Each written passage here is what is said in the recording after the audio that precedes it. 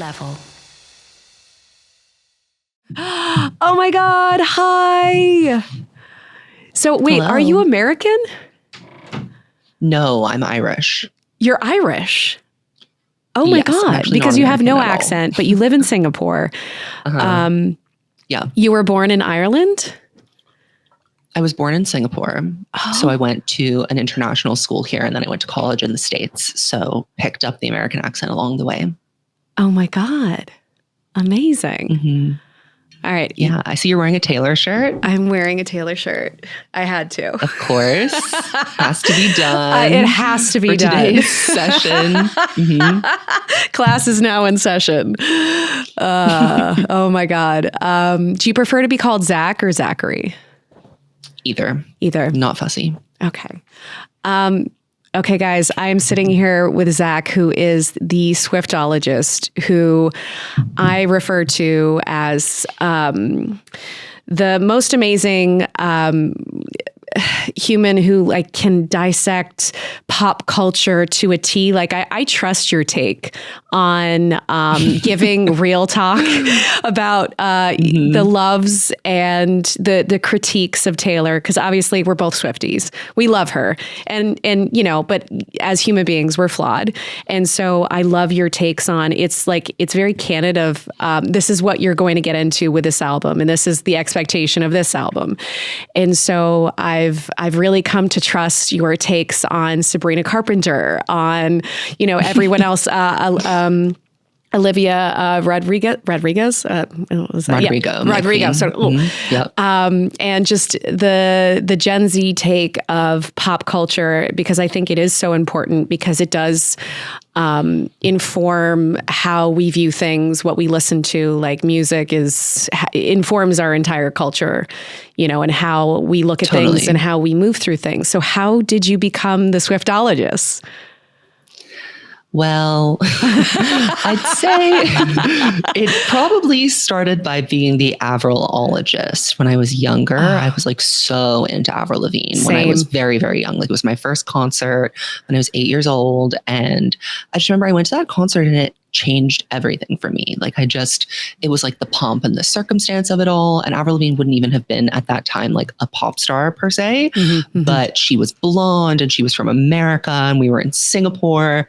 And I just remember this like knot of anxiety in my stomach that I felt before she came on. I was so, so excited. Like I couldn't breathe almost. And that is kind of the like feeling of being a fan that I think has transcended my life in many stages. And I think when you get to a certain age, that feeling, you know, kind of doesn't go away, but it definitely takes a backseat to thinking about media more critically. And not everybody is inclined to do that, but I've always been interested in like the mechanics of pop stardom. How does it work? Like what is the behind the scenes process? And also what are those things that you can't really quantify? Like what is an it girl? Like how do you define that? So those questions and then that passion has always kind of been, I'd say, the guiding forces of becoming the Swiftologist. Yeah.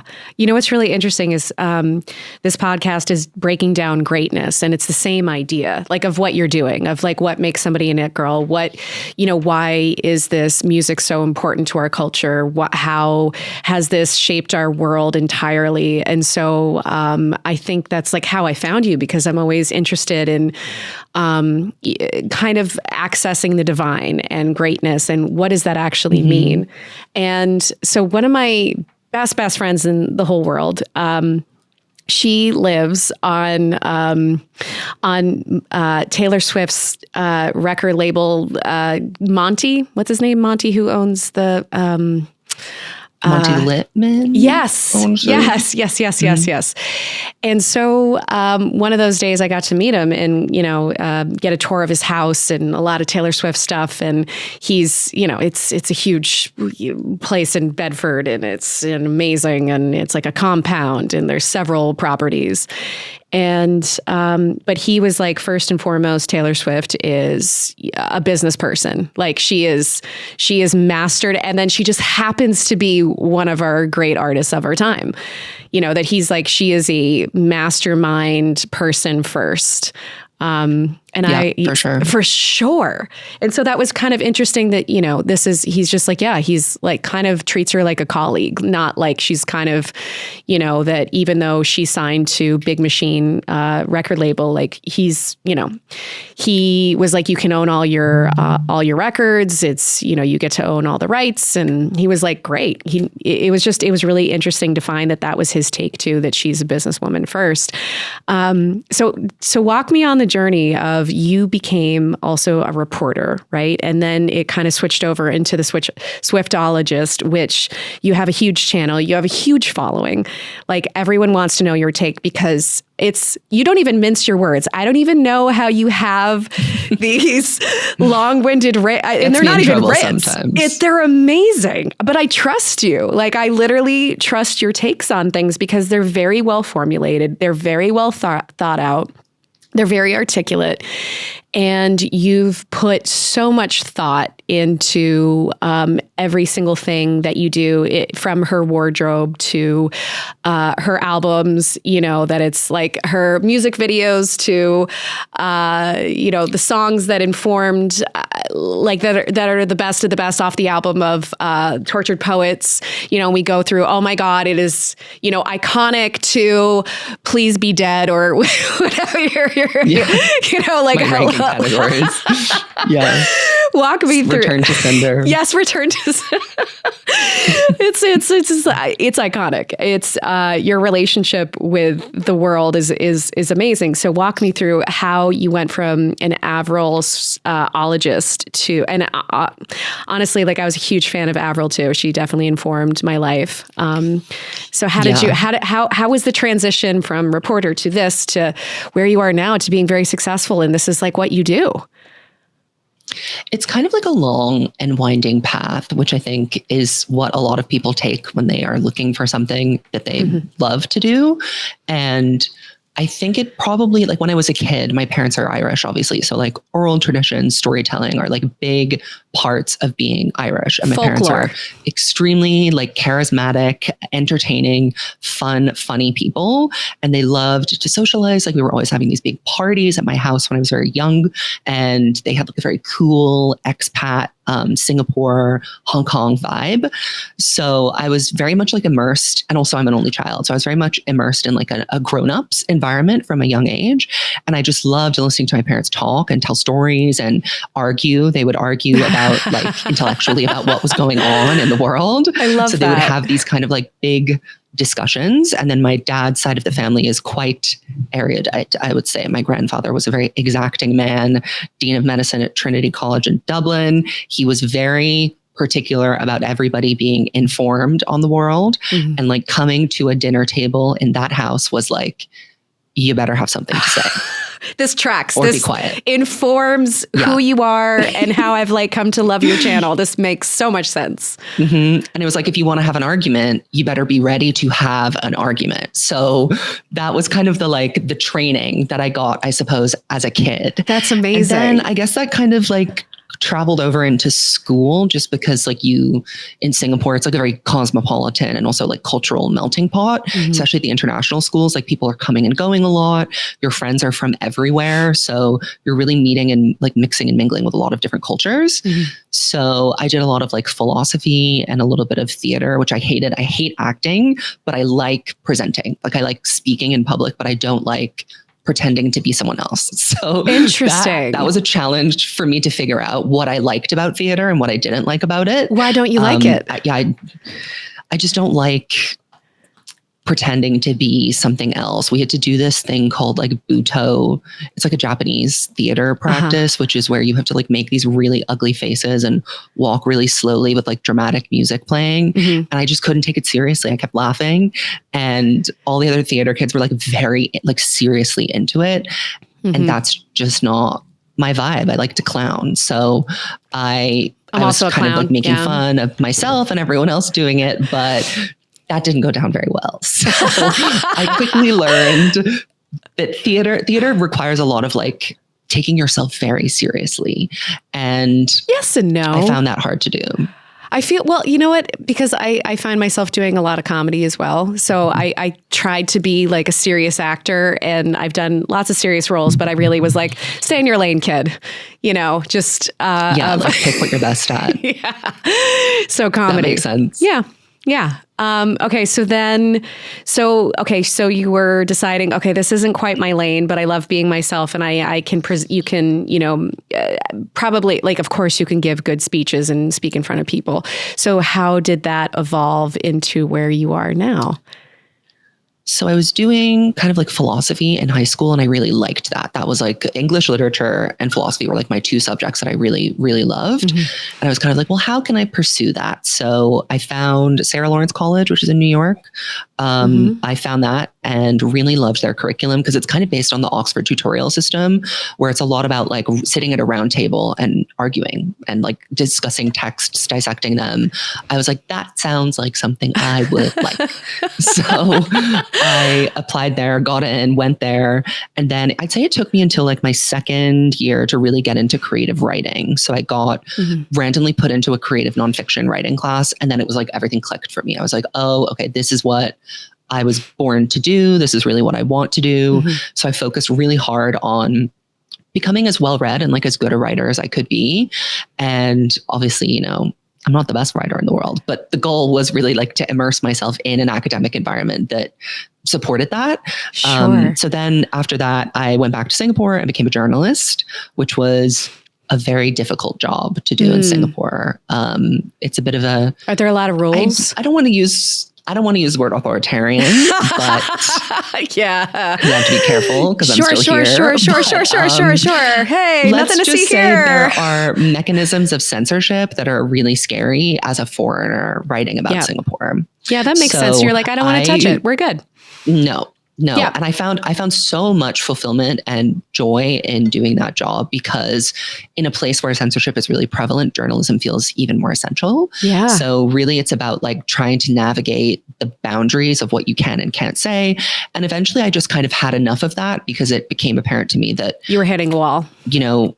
Yeah. And also it's like, you can't do real journalism if you can't always tell the truth. Yeah. So telling a half truth is kind of like defeating the purpose of journalism entirely. So I was getting very psyched out by that and also like anxious and scared that something bad was going to happen to me. So after that, I was like, you know what? I'm done with this. I really switched myself into this headspace of, you can do what you love on your own time, and your job can just be something that you do. Like, it doesn't need to be that you love what you do. You can just do it. Yeah. So then I went into corporate copywriting. I was in an advertising agency for like 2 years, I want to say. And I had really nice colleagues. The work was so boring. Oh my God, it was so boring.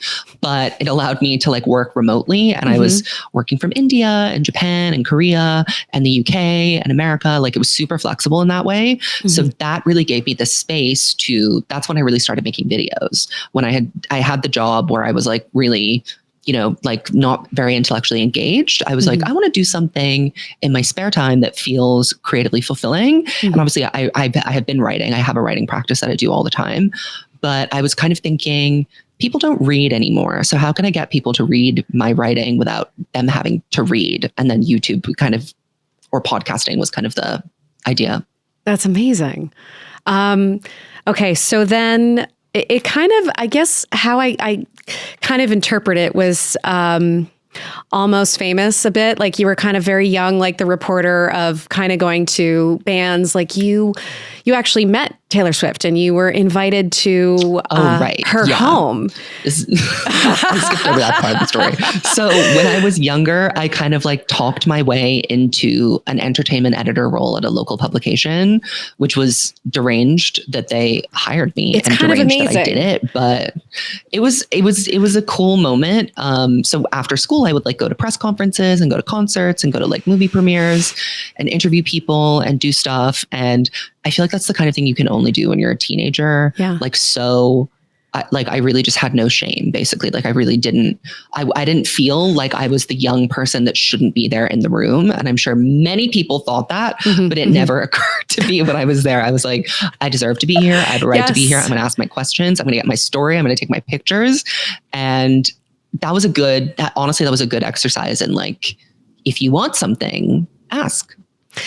I practice that all the time. The amount of times that I'm shameless, even well into my 40s, because it's like, what's the worst you gotta ask. What's the worst they can say is no. If you don't ask, you don't get. You don't get.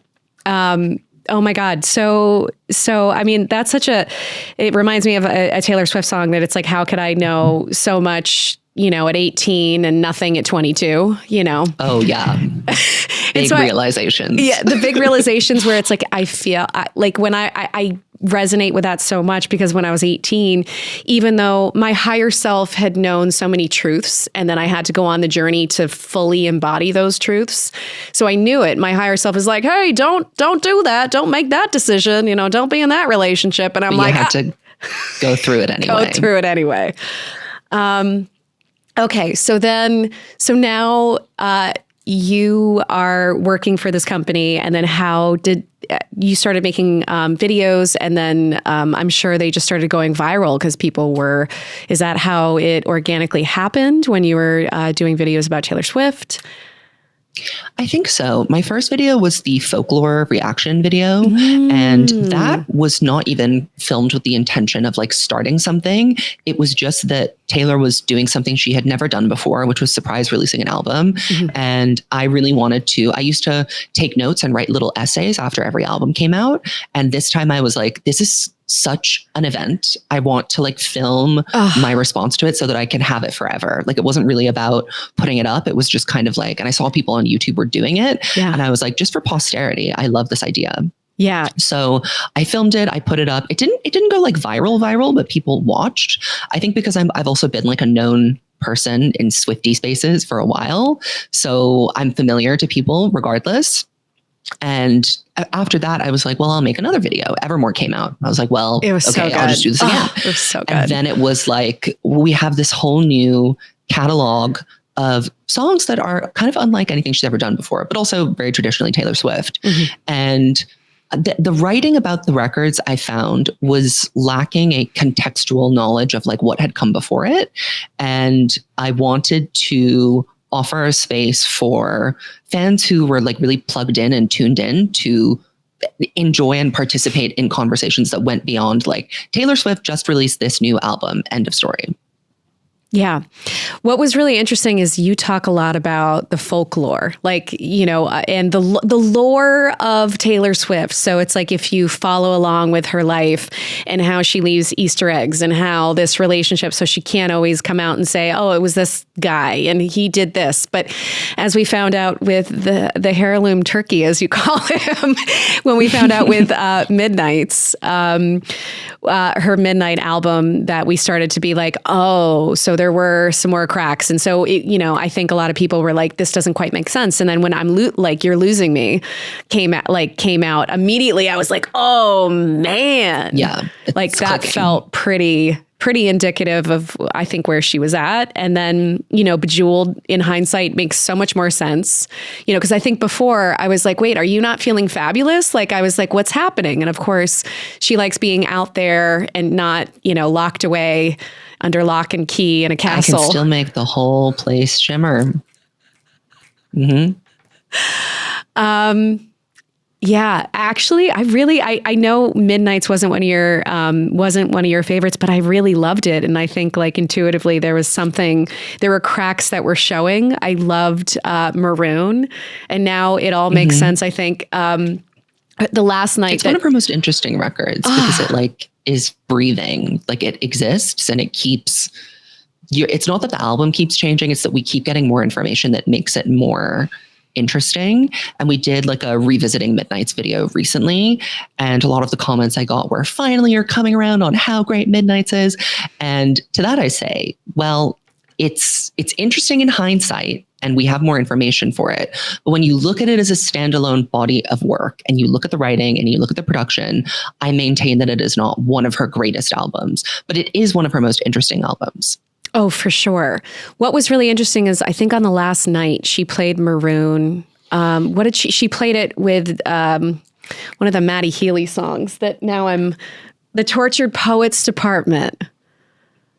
Right. Yeah. She's very obvious sometimes. Yeah.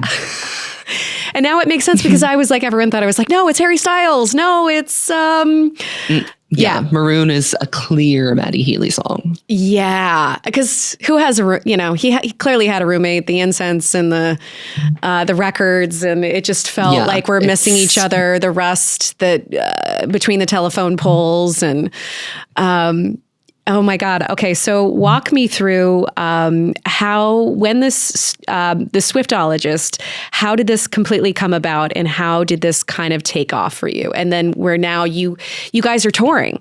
So now you go like from city to city and you have a huge audience. This came from just sharing your thoughts of just really well thought out thoughts, by the way. But now it's like people are coming to see you speak with your partner in crime. I mean, it's so exciting. Yeah, it is. It kind of all happened very fast, as in it took off very quickly.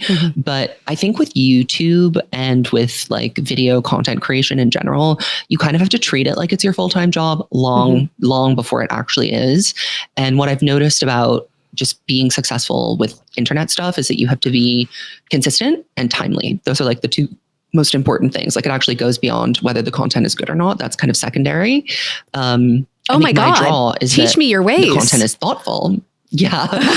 This is what I'm trying to get my podcast off the ground. And I definitely want, I know that it's like, it's time. It's all about like how you package things rather than like what the thing is. I mean, it obviously for sustained attention and listening, it's very important that the content is good in itself. Sure. But I think, the year where I had a very explosive growth period was a year where Taylor was very active and I was responding in real time to whatever she was doing. So You're Losing Me drops the next day. I have like a 40-minute analysis of the song up on my YouTube ready to go.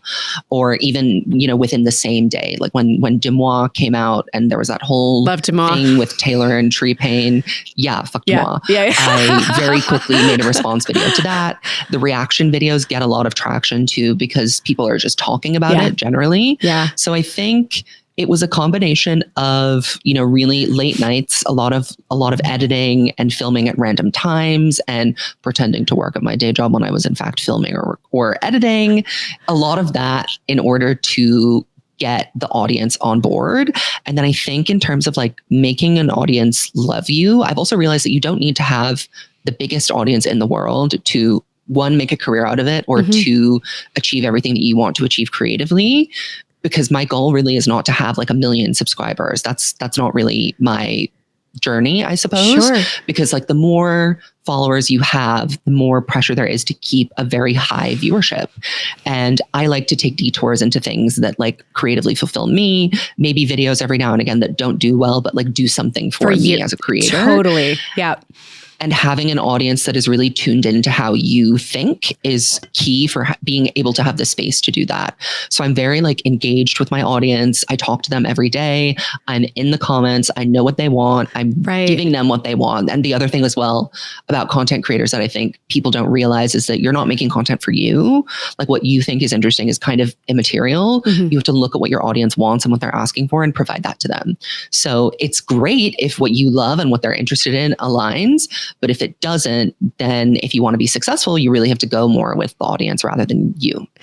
Yeah, that's so interesting because it is kind of towing the line because creatively it's like what, because that could end up being a velvet handcuff situation where now you're chained to something that is keeping you miserable. And I know I've definitely, it's like I was a tennis player and I had a full ride to Duke. And although a lot of the aspects of being a top tennis player, we won NCAAs and thinking that it was this dream that I always wanted. And then suddenly you're, stuck with this contract and you can't do the fun things in college. You can't go drinking with your buddies. You can't go to that fun party and you're barely struggling to survive to get decent grades, And so I learned that lesson just very young. So it's like, it is really, it is making sure that those things do align. And I was just listening to Theo Von and Timothy Chalamet. And, I think like with pop culture people today, and this is, Timothy was talking about this, that, you sort of have to be, I mean, he was talking about the mob, you know, like in like the Gladiator, Right. you know, the mob wants what the mob wants, and you have to sort of be at the whim of the masses, and that changes, you know, all the time. And, you know, what's really interesting is what I've noticed, actually, the most successful podcasts are just kind of like what they want to do, you know, and then it's like the rest of, because it feels so authentic. And I feel like Gen Z has kind of really led that charge of doing content that's very authentic and subscribing to people who are, you know, want content that's authentic and real and honest. And so I think that's also why you've had so much success, because it's, you know, people can relate to what you're saying. And also, even if they disagree with you, it doesn't matter, because they know that they're getting the truth, you know? Right. And that's not to say that there aren't people that really don't like what I do, because I think that's also 50% of the reason why I am successful, is because there's an extremely virulent, ardent community of people that hate me and want to see me fail. And I think what I love so much about my audience is that they ride for me. I really ride for you. Like, oh my God, I totally do. Zach, I ride for you. They'll go into the replies. They'll fight with people. They'll do a lot to support what I do and make sure that I can still keep doing it. But yeah, the hate that I get online is like, I mean, if you search my name on Twitter, you're going to see the most foul things. Like, that's really, wild. really foul. But you know what? I mean, look at Selena Gomez, look at Taylor Swift. They equally, like, here's the thing. And I've talked a lot about this with people on the podcast and with friends, is that when you become successful, like really, really successful, you have to be comfortable with being the hero and the villain in the story. Yeah. And you have to be really comfortable with people hating you and being polarizing. And I've really, in my 40s, I've really embraced that, of just like, you know, I'm like, well, that's just your opinion. I'm like, you don't know me. We didn't sit down and have a coffee. Yeah. It's easy to just go beep, beep, beep, beep, beep. Polarizing is good. It's Polarizing good. means that you're doing something right, and that you are standing with conviction. Yep. And it's like, I don't, on principle, dislike people disagreeing with me or not liking what I do. It's just that, again, when it's because I court an audience of obsessives, right? It's people who are very devoted to their artists. So when I say something about artists they don't like, that obsessiveness gets turned into like harassing my family, or like sending me a death threat that I have to report to the police. Like, it has gotten, like, as my audience has gotten bigger, that response, which used to be like, if someone's telling me to kill myself, or that I'm fat, or that I'm ugly, I'm like, whatever, I don't care about that. But when it's posting all my family's social media and being like, let's go harass them, like asking people to go and send them messages and threaten them and say scary things to them. Like, they didn't ask for this. Like, they're not online personalities. They're not public figures. It's not fair that they have to deal with that. But I'd say that has been the recent thing that has been a little like, ugh, that's one side effect of this that is really difficult to deal with. Wow. How do you navigate that? Because when I've seen you sort of, you know, you poke fun at it. You poke fun at sort of the situation, and also you're like, come at me, bro. Like, I appreciate it, where you're just like, I don't have time. Yeah. You're like engagement. Yeah. It's comment on the video, let more people see it, and I'll make some more money. And that drives them crazy. Like, that makes them really angry. But, you know, if we're going to get, the thing is, it's like, when they go low, I go lower. Honestly, the part of me that can't, you know, that wants to be petty, like with like an ex or something, I'm like, I could be petty. You know what I mean? And I'm like, my higher self is like, Susie, you know where that leads to. And I'm like, I know, but it's so much fun sometimes. Your higher self is checked out. Your higher self is taking a day off. Your higher self is at the sauna. It's doing a cold plunge. And you are in the mud wrestling with the pigs. Yeah. Wow. Okay. So you have been to the Eras Tour 13 times, and that number is not lost on me. Was that by design? No, that was accident. That was literally completely by accident, because all the shows came out at different times. So I just got as many tickets as I could. And it just so happened at 13, I think when I booked my last show, I was like, this is the last one, because every time I booked a show, I'd be like, well, maybe I'll just go one more and do another one. But at 13, I was like, this feels like a good place to leave it. Yeah. I'm so bummed. I wanted to actually go to the Toronto one. she was having a show on my birthday. It was on November 15th and I got the flu, and it's been it was a rough year. And so I was kind of like, you know what, I'm energetically spent. And, but how you were describing it, it does kind of feel like when my best friend who lives at, Monty's like property, I was like, oh man, you think we could get some tickets for Monty and like see, meet Taylor, or maybe not meet Taylor, but like, I don't know, like definitely not. Yeah, definitely. She's not meeting anyone on this tour. But I think I was like holding, maybe we were going to go meet in London and that would have been really fun, but it ended up not happening. And I feel like I missed out on our present day Woodstock, which is how you described it. So how was that experience? I was just recently listening to you and, about the Eras Tour and having the Chicago that had a lot of ups and downs, and it was kind of a chaotic. So every experience, oh my God. So it was a very crazy experience. So walk me through from the beginning to the end and how her Eras Tour evolved. So the Eras Tour was just the US at first. It was announced. And I was like, fuck this. I have to be there. Yep. Like, I have to go. This is my Super Bowl. Like, this was an event that was designed for me to attend. And at that point, we didn't know if she was going to be taking it internationally. And I was like, there's just no way in hell I'm not attending this. It's like the summit of my life. This is the music that I grew up with, that changed me, that accompanied me through so many different versions of myself. And the concept of it was like, baked up for the superfan, right? Like that's literally who it's for. So Madeline and I decided, tickets sold out obviously immediately. And then kind of as the Eras Tour started, we started our Patreon for our podcast and started really devoting more time and energy to it.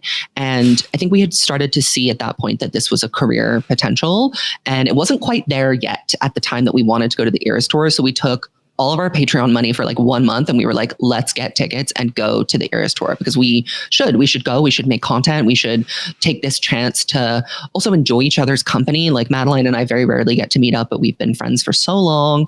And she's like she's not just my like Swiftie best friend. She's also just one of my best friends. So any opportunity that we have to hang out is precious. Yeah. So we went to the Eras Tour together and we got tickets to 2 shows, one night insane resale and one night face value, actually, because someone came through and gave us face value tickets, which was amazing. And it was incredible. It was unlike anything I'd ever been to before. Just the length of the show, the scope of the show, the energy that is required from you at the show. It's different. It really is a different vibe. So experiencing it for the first time, I was very like, the stage is huge. Like you're really trying to figure out where she is. So those 2 experiences were amazing. Then the next dates were Singapore, and I got tickets to all 6 shows because I was like, this is my hometown. And one of them you had a tough go. It was like a dark night of the soul. One of them was really a dark day for me. But I also had the best day ever, which was the front row seat, center diamond. I paid a pretty penny for that, but it was so worth it. And a lot of the Swifties were like really losing their mind because I was going to all these shows, right? They're like, you're taking shows away from other people. But what they don't understand is that this is a business. And I made everything back that I spent on the Eras Tour, you better believe. It was a very profitable experience for me to go to the Eras Tour. Like it really was work in a way. And I know that sounds silly to people that are like, but concerts are fun. But for me, like it is it's actually work. Also work. Sure. Yeah. Like I'm filming my surprise song reactions. I'm editing on the way home. I'm getting dressed up, not really for myself, but like for like the performance of being there. Your reaction of like how you post, I mean, it's amazing because I always know you have like the next video and some pop culture moment has happened and you have a video to talk about. Like it's right. And so it's like you've built that brand and you've built that trust. So it's so true, which makes sense. So you're sort of always on call. Mm-hmm. Yeah. And that is like a blessing and a curse. Because sometimes you're like, I want to just vibe and not have to respond to everything that Taylor does. Sure. And like now it's people want my response to everything, like everything that happens. And sometimes I just don't have anything to say. Sure. Sometimes I'm really genuinely like, I just don't have a take to this. But so the Eras Tour in Singapore was amazing. It was way more difficult than any of the other shows because of the climate. Like we are 1 degree away from the equator. It's 98% humidity most of the days. And it's about 100 to 110 degrees on every day. And it was outside. was an outdoor venue. So brutal. That was why on the third show, I was struggling because I've been doing it like night after night as well. Heat stroke is a thing. I'm at a Taylor show, I'm not sitting. I'm not singing. Yeah. I'm up. Yeah. Even if I'm by myself, I'm up. I'm moving the entire show. I'm giving Taylor everything that I have, basically. Yeah. And when I was in the front row, she was appreciating it. She knew it. She appreciated it. I could tell. I got so many like amazing videos of her just like having moments with me that I loved. Did she see you? Does she know you? She must recognition. She must know you. Her, yes. Here's the thing. I've met her a few times. I've thought about this so many times because she knows her fan base. She's always checking in with, somebody who's doing, and I think there hasn't been a single artist, in my humble opinion, who has interacted with her fans better than Taylor from the very beginning, who has, she will shake every hand. She will spend time. I mean, this is 13-hour meet and greet. It blows my mind because I'm like, I can barely go on a flight for like 6 hours. Or I know her stamina. Like, how? When I think about her early years of touring, she was doing for the Fearless tour, for the Speak Now tour, for the Red tour, for the 1989 tour, for the Reputation tour. We're talking 10 years. She was doing not only her full show, she was doing a pre-show meet and greet with roughly 50 people. And then and these are free, by the way. And then a post-show meet and greet with people handpicked from the crowd by her mother with between 30 and 50 people. And she would spend time. It wasn't like a hi-bye situation. She did that every night of her tour, no matter how many back-to-back shows she had, no matter how tired she was, no matter what was going on in her personal life. Yeah. She showed up after those shows, makeup fixed, hair done, new outfit on, ready to give you that experience that you had always dreamed of. And I feel like that is something that I really am trying to embody as a creator. Yeah. Because obviously we had our first live show in London this year and we did a meet and greet, and like we're going to be doing meet and greets with everybody for the US tour. Whenever someone comes up to me and says like, I love your videos or whatever, I want to make sure that I'm giving them like my best self, like no matter how tired I am, no matter what I'm doing, no matter where we are. Because the Eras tour was a bit of a social event for me now, because obviously like if you're a Taylor Swift creator, the one place you're going to feel like Beyonce is at the Eras tour, right? Because like everybody's there. Yeah. So I really have been like, it's made me respect her so much for the level of effort and commitment that requires. After the meet and greet that we did in London, like I was exhausted and then we had to do the show. Yeah. So I was like, I really understand how difficult it is to perform like that. And then she's juggling so many other things. She's also like writing and developing her artistry and being a businesswoman. And directing like a music video in her spare time. I'm like, and then she covers herself in just like gold or silver paint and then has to, like, I'm like, that just did just covering yourself with paint. I would be like, I'm so stressed out. Can we do this in post? She is tied for Beyonce with the hardest working woman in the industry. I think like Taylor takes it. I don't know. On a different level. I can't even. It blows my mind. I mean, I had one of my friends, shout out to Dave Semel, who is he's a director and he directed a bunch of the Silo episodes for Apple TV. And he did he does a lot of like pilots for HBO and but his daughter is a huge Swiftie, and he was like, I gotta take her to the, Eras tour or whatever. He was converted. He was like, my Susie. Dad too. Dadologist came to the Eras tour, and he was like, and he knows, like my dad is my biggest fan. Like he watches all my videos. He like shares them with all of his friends. Like he is so obsessed with the Swiftologist. I love so when I took him to the Eras tour, he turned to me and was like, I didn't realize that it was so big. Just like and he was like, everyone's reactions, like the way that they're responding, the production of it all. He's like, he's been going to gigs for so many years. Like he saw the Rolling Stones, he saw Queen in Slane in Ireland, a really famous concert that they did. He's seen like the greats. He loves rock and roll, right? That's his thing. Yeah. And he was like, I have never seen a show like that before. That is on some different shit. Yeah. He was like, the amount of money that must cost even to just produce that show for one night is insane. And everybody gives it everything when they go. So he was really, really surprised and taken aback by, I think, the hard work that goes into it. Yeah, it really does. Yeah, I think like he was just because it is unlike anything I think we've seen before, and with Taylor also, having her film, of the Eras tour out like simultaneously while she's touring, and also the way she brokered that deal and negotiated it and like completely just bypassed the streamers because she was like, you don't understand what you have on your hands here. Yep. Yeah. Genius. That's what Monty said. She's a businesswoman, who's just happens to be, an iconic songwriter and singer-songwriter. Talented, prolific. Oh my God. Once in a generation talent. Once in a generation. Yeah. Like her albums have defined so much of my life as well. I constantly, probably every other day, I'm listening to, Tortured Poets and Midnights. But I think when I started really listening to her was Speak Now, or is it Speak Now? Yeah. And that's a good entry point. Yeah. So I think like the December Taylor Lautner song was really Back to December. Of course. Was so good. And then there was also this Rachel McAdams movie that her song was in. Oh God. Sparkling, don't you let it go. Enchanted. Enchanted. Yes. Greatest song ever made. Oh my God. Okay. Can we talk about, okay. So I had a huge Taylor Swift moment. I haven't met her, but I think how much she has influenced my life was when my mother passed away, and the closing of my mom's eulogy was "You're on your own, kid." So how does That's beautiful? Yeah. So the bridge. How does the bridge go again?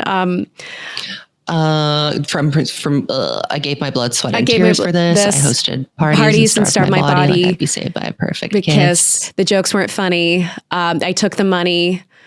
My friends from home don't know what to say. You don't need to Google that. I got it. Don't worry. Oh, wait. This blood-soaked town. Hold on. I saw some things I can't take away. Because there were pages turned. The bridges burned. There were pages turned where the bridges burned. Everything you lose is a step you take. So that's what I included.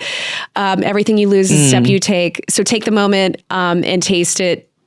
You've got no reason to be afraid. You've got no reason to be. That's one of my favorite Taylor Swift lyrics of all time. And it brings me to tears every time. I was lucky enough to get You're on Your Own, Kid live 3 times on the Eras tour. It's not on the set list.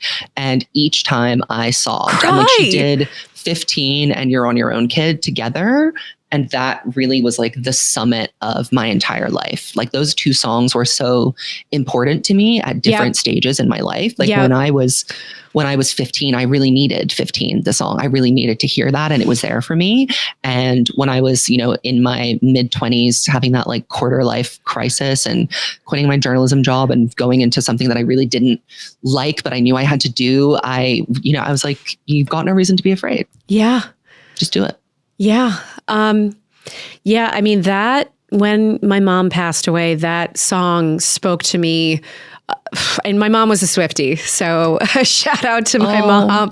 Yeah. She loved Taylor Swift, and it felt, my mom was like, I could hear her voice, or, I sometimes channel the dead and medium. That's a whole other conversation. But she was like, write me well, Susie, and, make it really funny. So, but then I think poignantly, I was like trying to keep it together for that end, make the friendship bracelets, take this moment and taste it. You've got no reason to be afraid. And I just like start tearing up. Just snapped. Well, I don't blame you. It's a beautiful. No, I held it together. I held it together. I had them. Oh, you held it together. Tears. No. I did not cry. You're an actor, so of course you held it together, buttoned it up. But my mom's like coffin was right there, so it was sort of just like, oh God, And I just got to avert my gaze and act like I'm delivering a script. So it was just one of those moments that was just so visceral and so real of, how can I just keep it together of all the people that I love in this room who love my mom. And, but also I think I think why music is so important to our lives, because it does shape so much of how we get through these moments of really, like, right before the funeral, like I just kept listening, You're on Your Own, Kid. And so now that song is just completely enmeshed with my experience with my mom. It's embedded in the fabric of your life. It's and embedded. I think that's the beautiful thing. Oh my God. About Or Taylor breakups. is that, like, her songs just really do kind of envelop you in something that you need at a specific time. There's always a Taylor Swift song for the way that you're feeling. And that's something that I love and appreciate, is that, especially when I was younger, I grew up as like a closeted gay child in Singapore, which is not a very welcoming space for gay people. And I didn't have any like role models of like gay love or like gay people being happy. Like I didn't have any exposure to that. So the way that I felt these feelings that all my peers were having, like falling in love in school and being messy and breakups and dating, the only way I could experience that, because I was so scared, was through listening to Taylor Swift. So songs like Enchanted, and that gave me the feeling of like, I have a crush on someone and I can't tell them, and I would love to tell them, but I can't say anything about it. Yeah. But luckily Taylor had written it for me. So she was always there behind me, like holding me up almost. No, totally. I literally, like, there's just so many, and I think that's why she has been a voice of a generation, just because she has articulated into such a poignant degree of her own personal journey, but that relates so much to just the human experience, and especially for women. Yeah.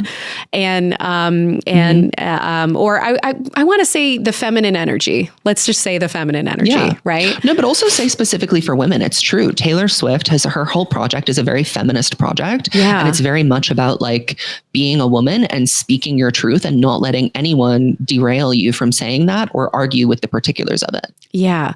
So I really do believe that she's aware that, like, I think knowing her and knowing that she likes to just occasionally check in on people and what they're doing. And I try so hard not to think about that.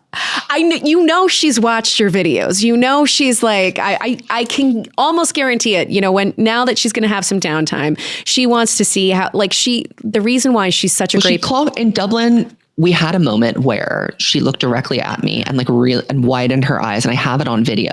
And it was like the front door. I need this video. I know. Do we have it? I'll link you to it. Oh my God! Please. So that moment, and everybody was commenting like, "Oh my God, she knows you for sure." And I think probably another funny moment during Singapore was Long Live. The song Long Live. I was front row for that, losing my mind for it, and she looked at me when she sang, and the cynics were outraged, screaming, "This is absurd." And I was like, are you clocking my tea a little bit? Because I'm always like critiquing you. So the thing is that like Taylor, the bind that I put myself in is that Taylor is not going to engage with people that don't routinely praise her. This is true from journalists. This is true from fans. This is true from anyone. And, some of my most viral and successful moments, my billionaire video, for example, are things that heavily criticize her. I know that it comes from a place of love, but I also know that if it was me that was having these like screeds being written about by someone that kind of seems to know me a little bit well, I would not love that so much. Someone that I had let into my home and done all these things with, I can understand why I will never interact with Taylor again. I get it. I kind of resigned myself to that. I still think she sees your videos. Because she might see them, but I definitely am not going to hear about it. Well, you know what? Here's the thing. The reason why she's such a great businesswoman is because she always wants similar. Like, I always want to know what the pulse. You always have to feel what the pulse of like the universe is and what people are saying, and you have to constantly. You can't be above it all. And she's so tuned in. Like that is what makes not just. I think a great artist, but I think as a business person, you have to know, you have to have that relationship and feeling those things. And so I think, she wants to know what's being said and what's happening in the zeitgeist, and because she's so on top of it. So I think she definitely, has seen a ton of your videos, and I'm sure like her management team did comment on one of my videos from the tour. And with hearts. So I really don't think that means anything, but it did have me thinking like, no, okay, she's seen I'm it. on the radar. She's clearly. definitely like she knows you. She for sure. Yeah.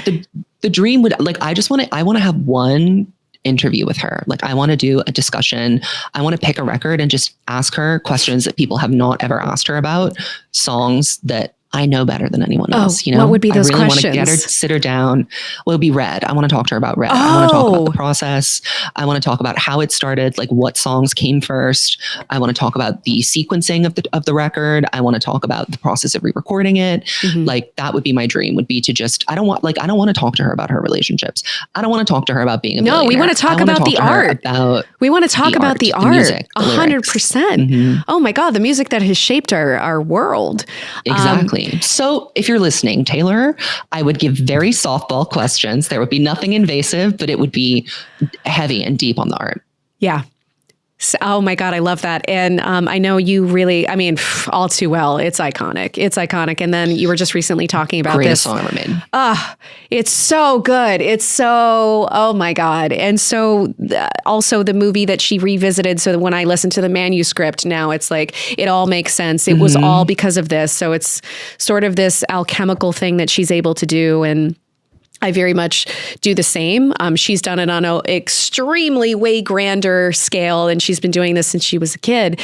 But, you know, she's been alchemizing just every pain and every, you know, trial and tribulation she has written about. She has turned herself into a snake of like, fine, I'll be the villain in your story. Like, let's go. Like, I don't, you know, look at what you made me do. I mean, how genius to use what everyone was saying about her and welcome it in, to use it and then bring it back and put it back to art is so genius level beyond. I'm just like, that's exactly what you do in art. You're like, fine, I'll play the villain of your story.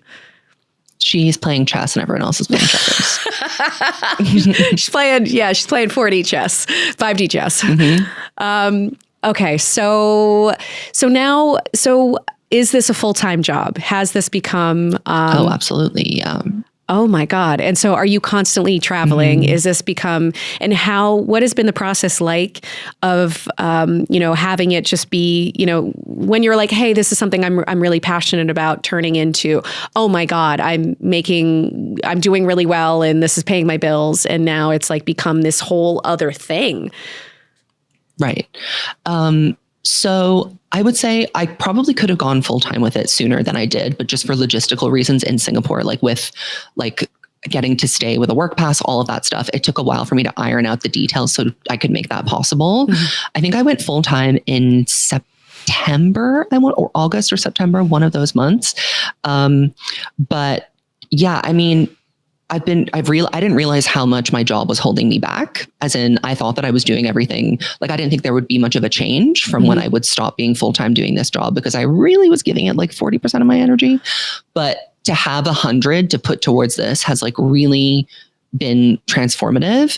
And, you know, there is the responsibility of making your own schedule, being your own boss. Totally. My dad said to me the other day, he was like, you know what, you're an entrepreneur now. And I was laughing. I was like, I'm not an entrepreneur. I'm a Swiftie. I talk to my camera. He was like, no, like you've created like a couple businesses and now you have to tend them and take care of them. And that part has been a little overwhelming for me, because I never wanted to be an entrepreneur. Like, I'm not interested in that, but I've realized that I am kind of good at it, and I'm kind of good at figuring out how to monetize this specific thing. It has been very intuitive for me. And I think it also comes from that, going back to what I said earlier about really mending and tending to my audience. Like, I want to make sure that they're getting the best of me all the time, wherever they can. I hold myself to a high standard for that. So like, our Patreon is an extremely valuable place to be, because we go above and beyond to interact with the community, to create as much content way beyond what we actually promise per month. There is like such a breadth of things that we offer there. And then like, YouTube, tell me more. What do you offer there? Well, we just have so many things. I mean, we have weekly bonus episodes, but we also have like, they get pre-sale for tour. We have a Discord community, which is really like, it's because Twitter kind of had a meltdown and became awful when Elon took over. So we were like, Madeline and I, my co-host, we grew up on the internet talking about Taylor Swift. We were like, we need to have a place for that where it's thoughtful, analytical discussions. It's not overrun by teenagers. You have to be over 18 to join the server. And it's not just about Taylor Swift. It's about like all pop culture things, anything you want really. And that's become its own thriving, like it has 3,000 people in it. It's like an active daily chat where you can talk about so many different things with other people that are like aligned with the way that you want to view pop culture. So we do little events on there.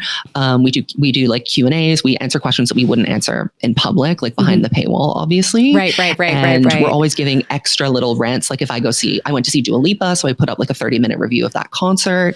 There's like a lot of stuff that goes on there. All my live streams that get taken down, I put them up on the Patreon. Our unedited reactions all go up there. And then you can like buy those things individually. So figuring out how to like price that, monetize it was a bit of a learning curve. But once we got it, because we both love to create so much, it kind of became natural. Right. So that part has been intuitive. The part that has been more difficult and that I'm realizing is that you have a lot of people that start to get involved, right? So I have a manager for my YouTube. We have an agent for the podcast. I'm signing now with a literary agent to do a book. And all those people like take stuff and want stuff, right? So you're becoming like Taylor Swift. You're becoming your no, not that. But you're slowly moving towards that. What if you become a billionaire? You're like, guys, hey, I'm a billionaire. So suddenly it's good to be a billionaire. I've changed my tune.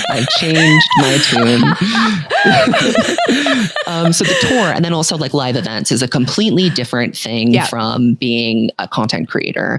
So that, navigating that, the London show we produced completely by ourselves. Like we had no help. We did not use an agent. We didn't use a promoter or a booker. We booked the venue. We paid the deposit for the venue. Wow. We handled all the ticketing. I personally handled all the ticketing by myself. Do you talk live? My friend. Pardon? Do you guys talk live? Like when you're doing a show with Madeline? With the show? Yeah. So the London show was a one-off performance of 2019 Part 1, which is a series that we do on our podcast. We go year by year through Taylor's career in like insane detail. We're talking day by day. So we did Lover, we did that live and we asked everyone to come dressed up in their Lover garb and they did. It was awesome.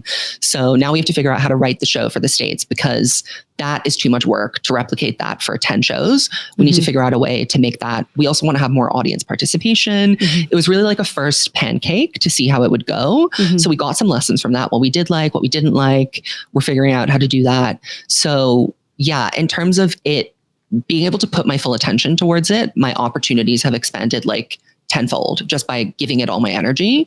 And that has been a really I was scared, obviously, to leave the job because I was like, it is a guaranteed paycheck. It's like, even if the paychecks from, the social media are like really doing a lot more than that little paycheck I'm getting from work, that is something that I have that is not going to go away. Yeah. But the thing is that like a job can go away. You can get fired tomorrow. Yeah. So this argument that people, like a couple people in my life have said, oh, well, is it going to last? Like, how long can this thing last?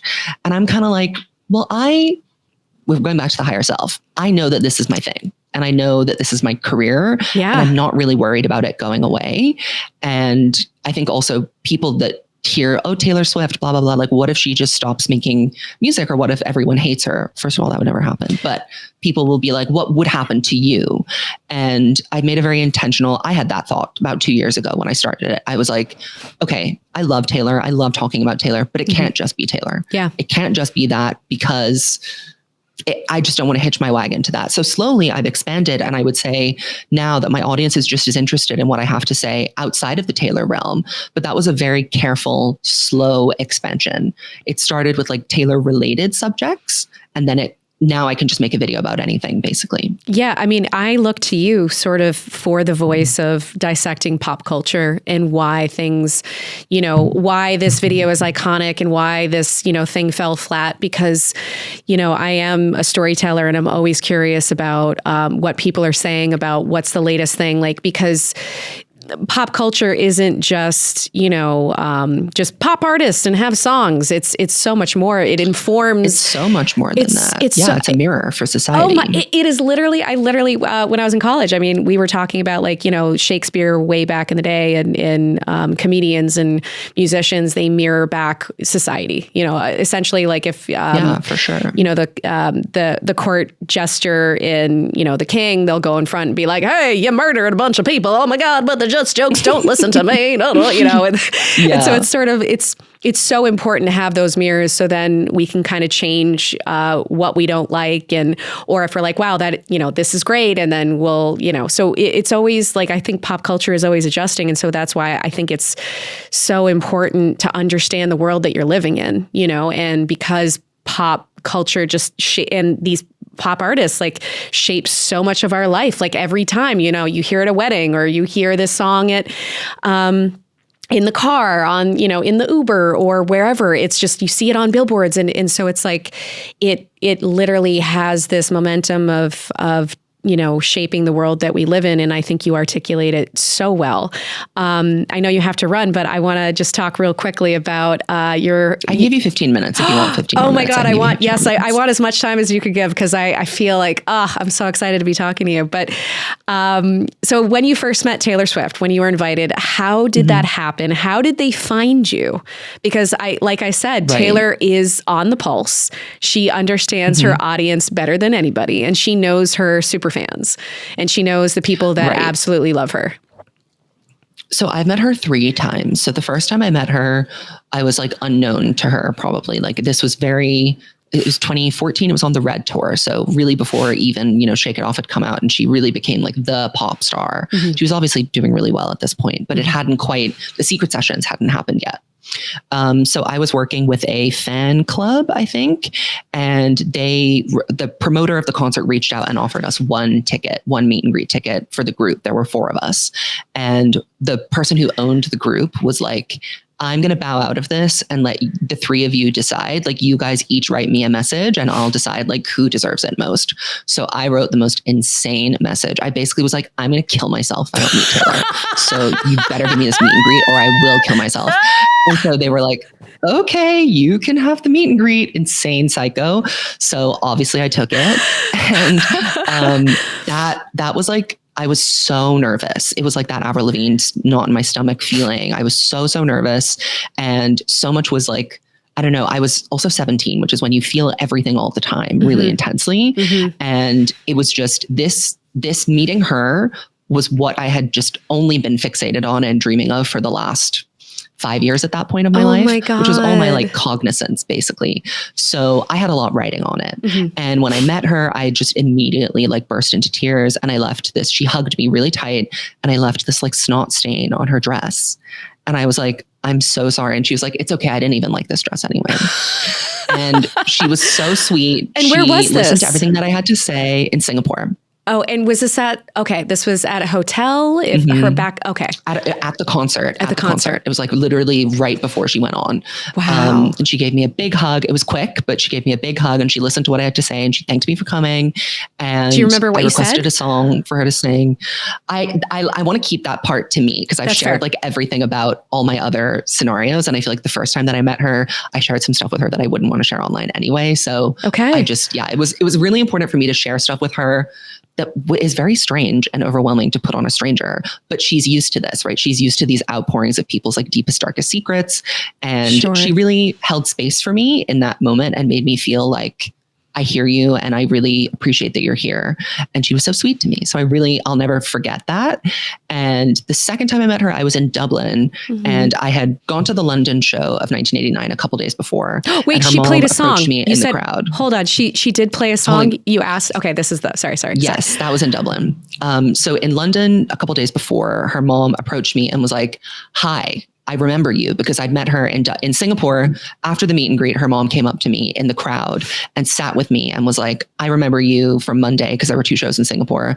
I want to sit here and sing with you if that's okay. And she gave me a big hug and she was like, I love that you love my girl. And I was like, thank you for bringing her into this world. She was like, it's a gift to be here with you. Like she was so sweet. And she like knew, like she had recognized me. So then in London, she came up to me because this was only about a year later. There wasn't a lot of gap between that. She walked right up to me and she was like, okay, I've already given out all my meet and greet passes for tonight. But if I see you in Dublin, I'm going to come back and get you. Because I told her, I was like, I'm going to Dublin. I'm going to Dublin. She was like, I'll come find you. And I was like, okay, she's going to find me. So the second, was it the first or the second night in Dublin? She came and found me and she said, she saw me in the crowd. It was not hard to find me. I was front row. I waited all day and I had Christmas lights all over me. So I made it easy for her to find. Right here. I had a sign. I had a sign. Like I was in a costume. Like it was, I was making it easy. That's amazing. Also back in the day, there was a way to meet Taylor. Like there was a strategy that you could follow at concerts to get selected for this. So I just did that anyway. And she brought me backstage and then I met Taylor there. And that was really nice. I told her that I was moving to New York and she was so excited, obviously, because she just moved to New York. We talked about college. We took a picture. I talked to her mom for ages. And then about 2 years later, this was when Reputation was coming out. And I had quite a big blog on Tumblr, like in terms of the fandom, like I was a known person. And Taylor followed me on Tumblr. She followed me on Tumblr like way back in the 1989 era. She used to follow fans all the time. So she followed me on Tumblr. And she was like, if you just reblog yourself constantly when she's online, what she's doing is she's scrolling and looking for people to invite. So I made it very clear that I was in the States and that I really wanted to see her again. And I'm ready to meet you. And she liked one of those posts. And then the secret sessions had already started happening. So there were only like 1 or 2 left. And I was in New York in my shitty Midtown apartment. And I got a call from a Nashville number. I was like, oh my God, it's happening. So I picked it up and they were like, this is Taylor Nation. Are you free for a special event in Nashville on Wednesday? This was like a Monday night. I was like, yes. I didn't think about like, how am I going to get a plane ticket? How am I going to get there? I just said yes. And I was like, I'll work it out later. So I did that. I said yes. And because they don't tell you what you're coming for. They just tell you there's an event. We are Taylor Nation. Will you come? And you know what that means. Yeah. Like they're only reaching out to you if you know what all the coded language means. They never explicitly tell you what's happening. But you know. So then they give you the instructions, but you know, they'll tell you that there's like a secret password that you have to say to someone in the lobby of the hotel and then they'll bring you to a room. So they brought me to the room. I went to Nashville. They brought me to the room. They take all your stuff away. They give you a really scary talk about like how you're not allowed to tell anyone that you're there. They like put your phone in like a bag and take it. And then they put you on a bus and they take you to Taylor's house. And then Taylor arrived. She played all of Reputation. She kept calling me out by name during the session as well. She would be like, Zachary is modeling our new merch because I'd worn this new sweatshirt that I had. And she came and danced with me during What You Made Me Do. It was so good. And then after the session, like you're there with her in the living room for a while and then you line up to meet her in another room. And I was waiting. And I went up to Taylor Nation and I was like, because the rule is, there's a rule. The rule is you can't go to a secret session if you've met her before. Secret sessions are supposed to be for people that have never met Taylor and are getting a reward. So I said to her management, I was like, you know that I met Taylor because I told them straight up. I like in the DM on Twitter that they sent, I replied and was like, I've met Taylor before. And I knew that saying that could get me like not invited because that's happened before to people. They'll say like, oh, I've met her. And then they'll respond and be like, thank you for your interest and give them merch. So I said to the Taylor Nation person, I was like, I've met her before. Like, why was I allowed to be here? And they were like, well, that's our rule, but Taylor gets the override. So if she says that she wants you there, we have to, like, you're going to be there. We have to invite you. And Taylor really wanted you to be here. So she overrode the rule. And I was like, wow. So then I got to meet her and it was amazing. That's so amazing. She remembered. Of course, she knows that it's still you. You do realize that, right? That she probably checks up on you. Here's the thing. There's no way she doesn't not know. She definitely memorizes facts about fans to say to them when she meets them to enhance the feeling of it being a very personal interaction. Do I think she knew? She knew me. She remembered me. But the stuff that she said to me, I'm kind of like, I think you maybe had some of that you looked up before I arrived just to have it ready to say. But I knew that when I met her, I knew that she had remembered me from the last time that we met. And yeah, it was awesome. That's amazing. Wait, and then that first time when you said all that personal stuff, you had asked her to play a song, and and which song was it that she ended up playing? Long Live. And that's one of your all-time favorites. That was like the song that helped. No, in Dublin, Dublin was the one where she played my favorite song, which was Holy Ground. And she wasn't even doing really secret songs on that tour. So it was really kind of shocking to me that she even played it at all. That's amazing. That's so, it was awesome. That's so incredible. So I'm still convinced. I know, knowing Taylor, I just feel like she knows her fans, she knows her fan base. And of course, if she's listened to you just for 5 minutes, she would know, oh my God, that's the guy. Like, that's the guy where there must be, that connection. She meets so many fans, and there are so many Taylor Swift content creators. Yeah. There were content creators that went to the Eras tour and got letters from Taylor. I was not one of them. Oh. Yeah, but I think I'm convinced that she knows you for sure. Okay. Yeah. I'll take your conviction. Okay, so then, and so now real quick, as we're wrapping up, so where are your tour dates that so you guys are going to talk about each album coming up, and you and Madeline, do you involve the crowd? Do you guys, take questions? Is it sort of like a real-time discussion that's happening in front of the crowd? Is that how that works? Yeah. So we're still planning how the show is going to go, but I mean, it's called the Snares Tour, Evolution of Snake, the Snares Tour, we had to do the tie-in somehow. Yeah. So we're going to try and talk about each album and also talk about our personal journeys with them, because I think everybody has their own attachment to an album. And, our audience loves to hear our stories about, our stupid Swiftie days and dumb things that we've done. So it'll be funny. It'll also be like a little sentimental. It'll be nostalgic. So we'll talk about each of the records. And then one of our most popular segments on the podcast is called Phone a Snake, which is where our listeners call in and say crazy shit to us and we react to it. So we're going to do that live. Oh my God. And to that, I say to the audience, just be ready, because if you say something that's crazy, we're going to let you know. We always say, like, if you wade into the snake den, you might get bit. Oh my God. Just be careful. That's incredible. And when is that starting? It starts on May 27th, and we're going to be in New York, Boston, DC, Chicago, LA, Nashville, Atlanta, Wisconsin, San Francisco, and Seattle.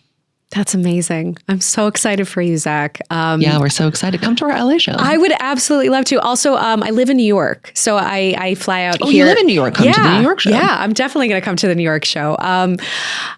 This has been just such an absolute pleasure. And I watch all your videos, and I really do think you have such a great take on pop culture. Thank you. And you are very thoughtful. And, I think because even though you are a fan, you're also critiquing, hey, this could have been better, and maybe why this, which is, I think that's why it's like people trust you, because, which is really important, because it's like you want to know that you also love these pop artists, so it's coming from a good place, but then having that balance of just criticism of like, because when I just go to my best friends where it's like, hey, I put this project out, and they're like, hey, here are some notes, like, here's how you make it better. But I mean, that's how you get better, and so I think like I wouldn't. And Taylor loves critique. She does. Yeah. She really does. Even if it seems as though her fans don't, she respects a lot of her art has been made in response to critique. So I think that critique makes better art, makes better people. Totally. Zach, thank you so much for your time, and I can't wait to see you in New York. Thank you so much for having me. Thank you. A whole nother level.